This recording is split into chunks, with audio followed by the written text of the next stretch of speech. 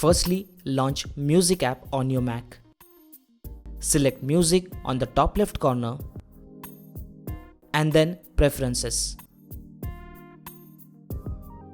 Now select Files and hit Import Settings. Now here under Import Using option, you want to make sure this ASC encoder option is selected. Then select OK. Again hit OK to close the window. And now when you select a song, go to File and Convert. You should find Create ASC Version option.